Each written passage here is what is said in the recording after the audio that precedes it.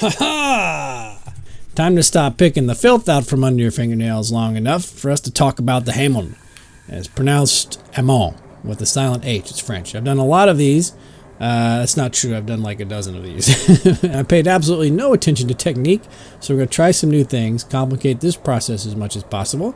And if I'm lucky, I'll waste countless hours and learn nothing. Ready? Here we go.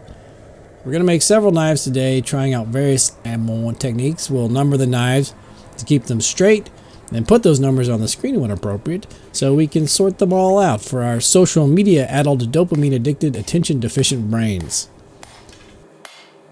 The hamon is formed during heat treating when the clay-covered spine of the blade cools at a slower rate than the naked steel at its edge does when doused in the quenches.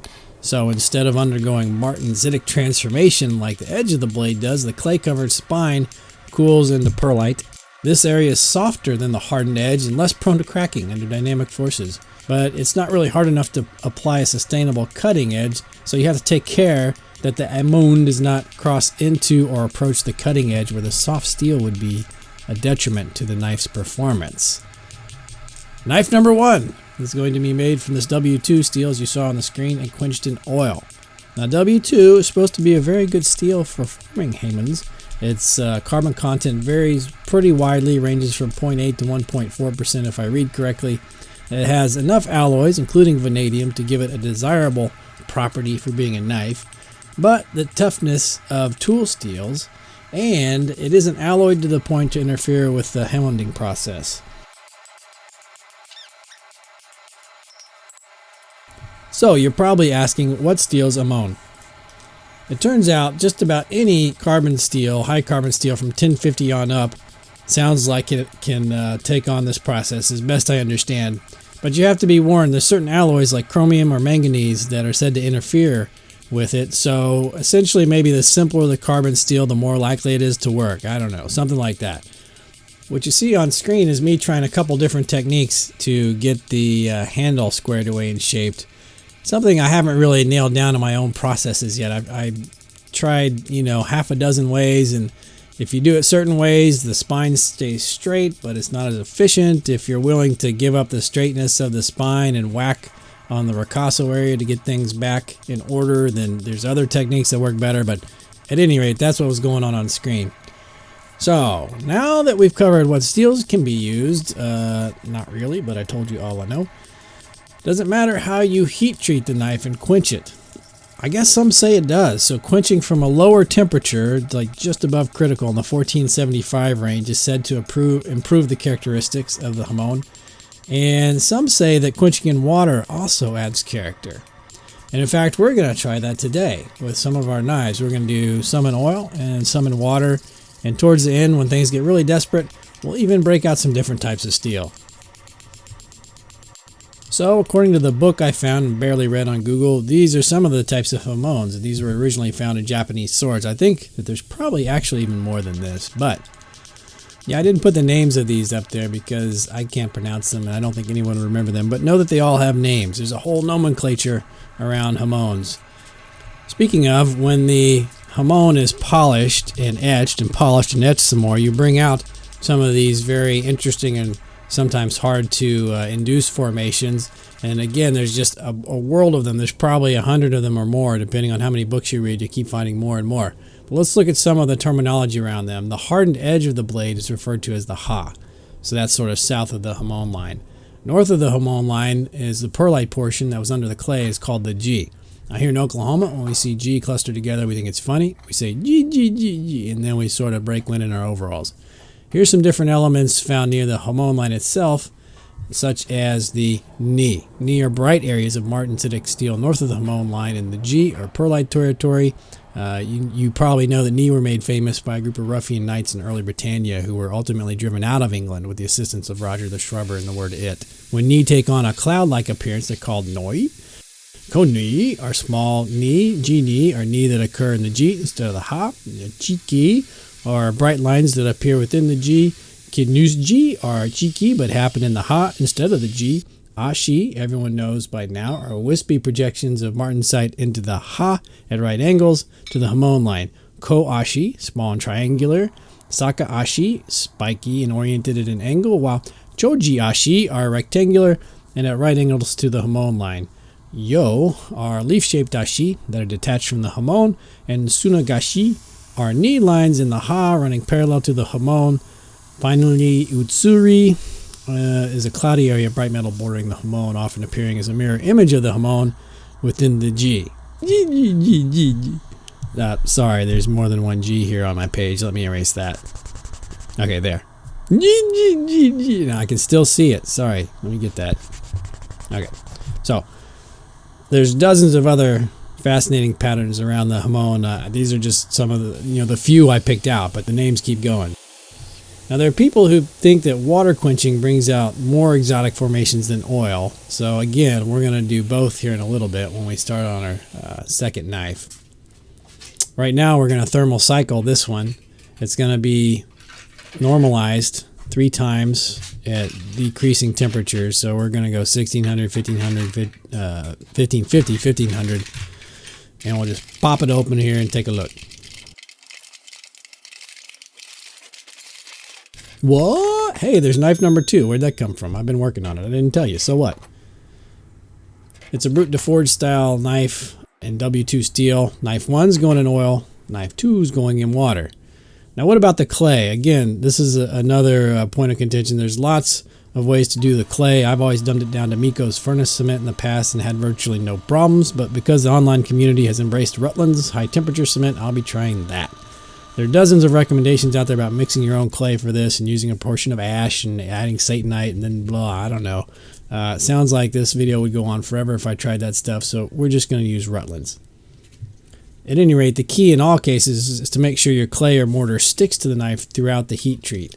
Some people recommend a very thin application to keep the blade from oxidizing during heating for heat treatment and maybe to reduce warping. So I'm going to try that here. We'll see if it works.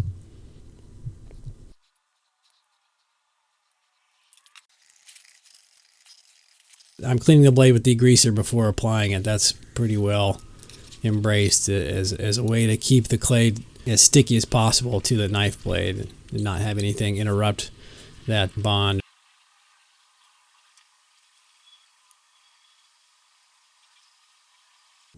So 1 and 2. Let's do 1 first.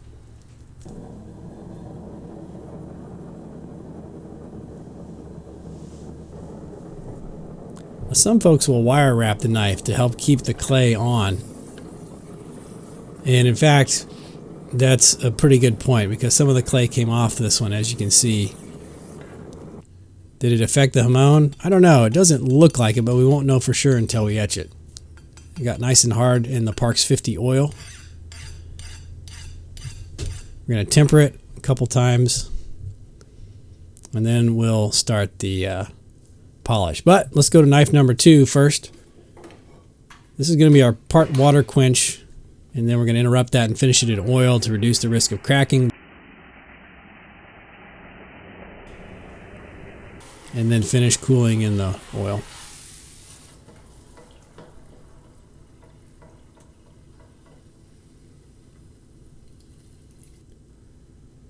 It looks good, and it got really hard. But as you can see, when I start grinding it and doing some of the finish work, there's a big old crack.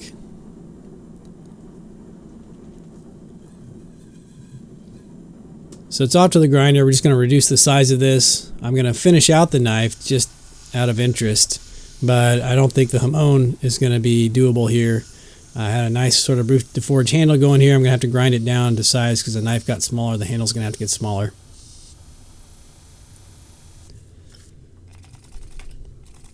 Don't worry, we got more knives to come.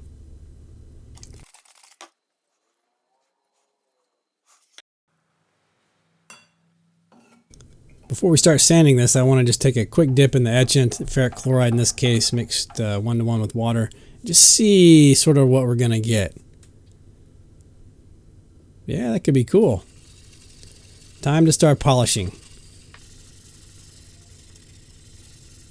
I'm going to take this down to basically about 1500 grit and then hit it on the buffing wheel. There's some controversy as to whether or not you should use a buffing wheel. It closes up the grain or something and prevents optimal formation of different structures within the hamon, but I did it. So let's see what happens. Now this spent about 25 minutes in the etching, which is sort of probably a long time for etching hamons, but we're going to see what we get. That's Moz metal polish with 00 steel wool. Double lot.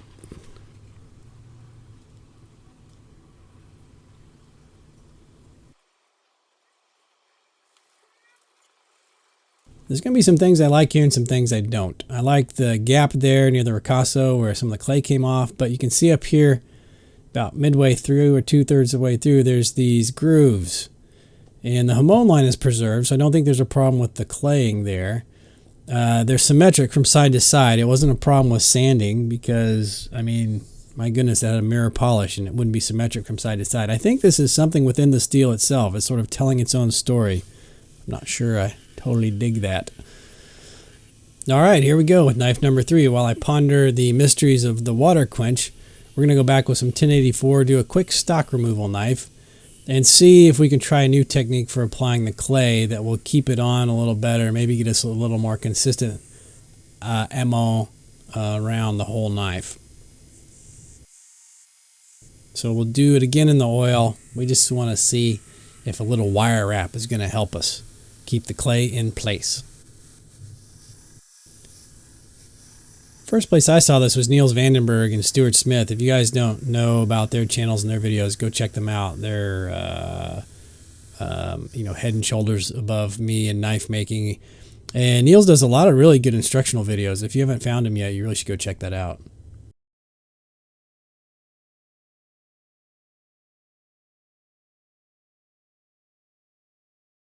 Not really sure what I'm doing with the tip here, but I worked something out.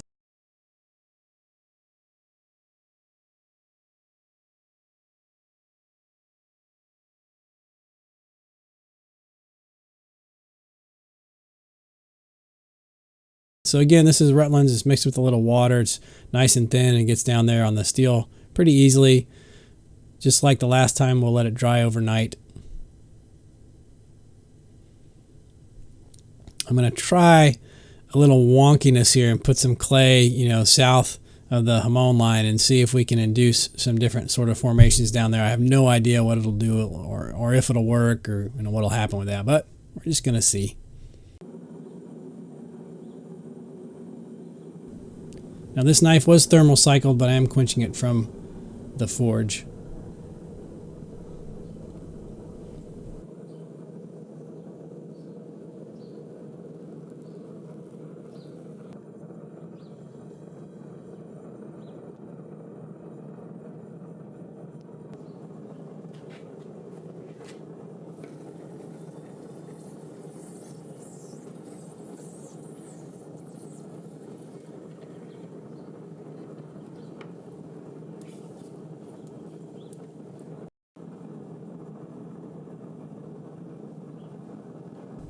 Yeah, it's all good.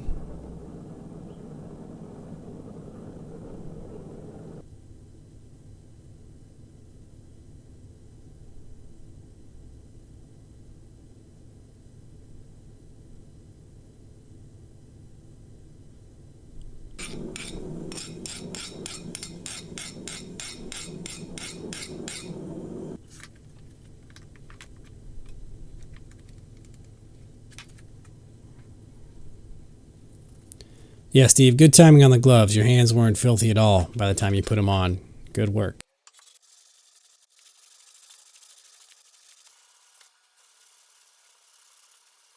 So again, we're taking this to about 1500 degrees. 1500, it did go to 1500 degrees, but we took it to 1500 grit and then polished it up further from there on the wheel. Just because. And after 5 minutes, I'm going to take it out. It's got a pretty good looking hamon forming. And we're just going to wipe it. I do this on all the knives, by the way. After a couple minutes, I take them out and I wipe them down. I make sure that it's distributed evenly, even though I clean these with degreaser before they go in there. Sometimes there's some oil or a fingerprint or something on there, and by taking it and wiping it while it's in the etchant, you can even out those areas and make the etchant attack the steel more uniformly. So I highly recommend that you look before you leave something in etchant for a long time and figure out that you have a giant fingerprint on it now that you have to completely sand down. Usually on the grinder at some point, it gets in there pretty deep.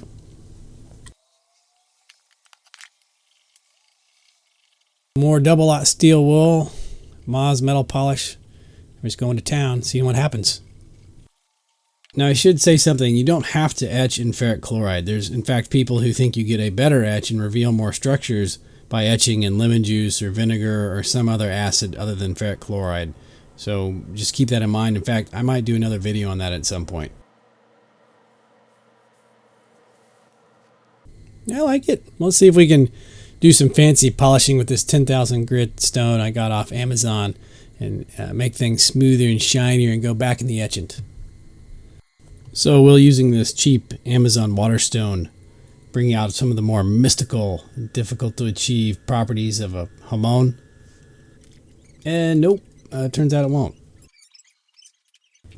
So I've gone back in the etchant and really didn't do much.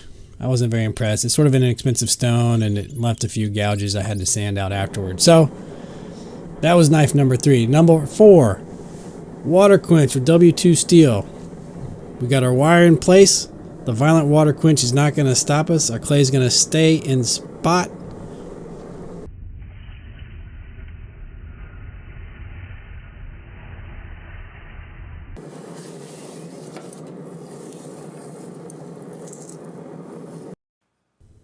And it blew up. We exploded a knife.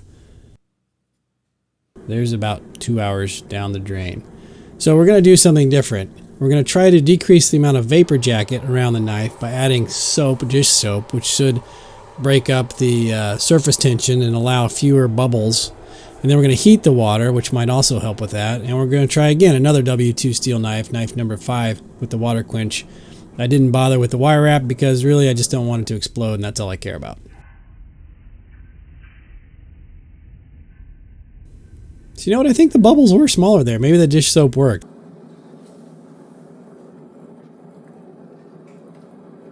Keep our fingers crossed.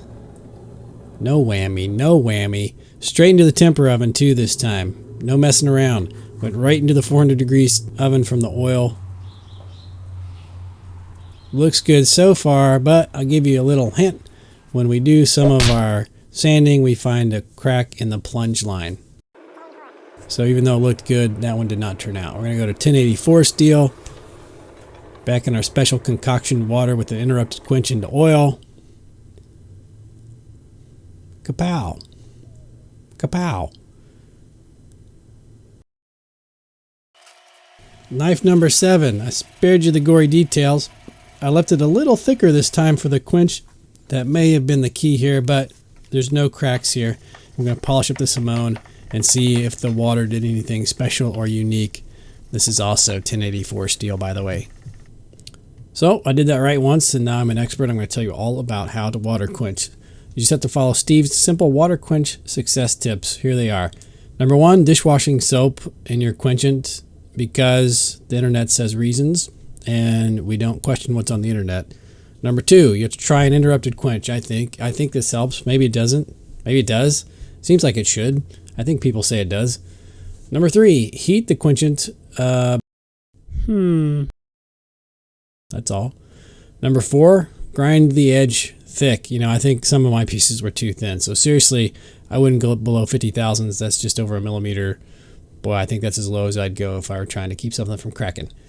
Number 5, straight to the tempering oven. Do not delay this. And I had 1 or 2 of my pieces I feel like cracked in the delay from getting them into the tempering oven. So I would back that up wholeheartedly, straight to the oven. 6, and most importantly, you need to have 7 different pieces lined up. You throw out the first 6. They're about to crack anyways, and then you just go straight to the 7th. There it is, guys. I'm etching it a little different this time. I'm going to etch it for a couple minutes at a time. I'm going to be sure to clean off the oxides several times during each etch. Then I'll polish it with the steel wool and the metal polish.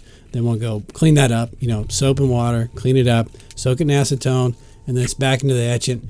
I'm going to do this for probably 5 or 6 cycles. I filmed them all. I'm going to put that process up for a Patreon exclusive video.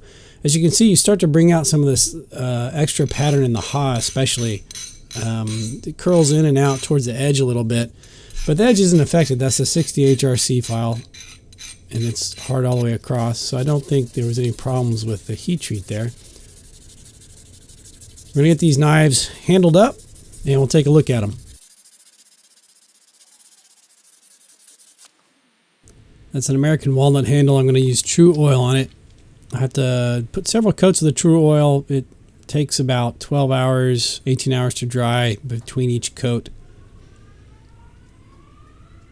And I use some of the steel wool on it in between coats.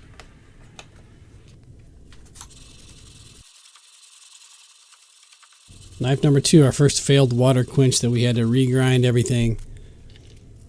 I'm going to go ahead and finish it out. I'll put some olive wood handles on it.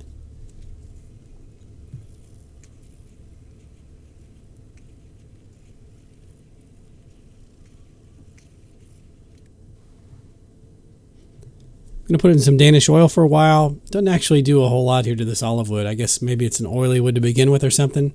I don't know.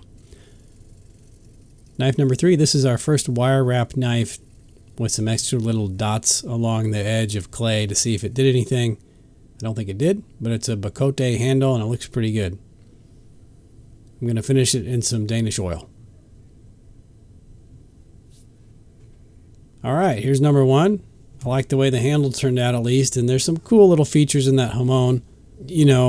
My tendency is to blame the steel for that extra pattern there in the middle of the knife, that maybe the steel's not homogeneous there and it etched differently and heat treated differently. I don't know. If you guys know what's actually going on there, why don't you sound off in the comments section and tell me what you think.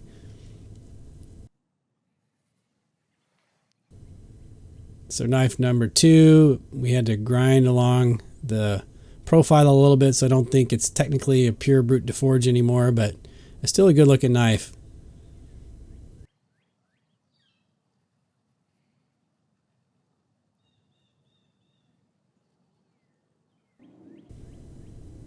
Alright, number 3, our wire wrap and complete hamon. I like this. This is my favorite handle profile of the 3, and I like the handle material I think the best. It turned out really nice. You can see right there on the top where the clay ended. I quit claying there, and so it's got its own little differential heat treat there.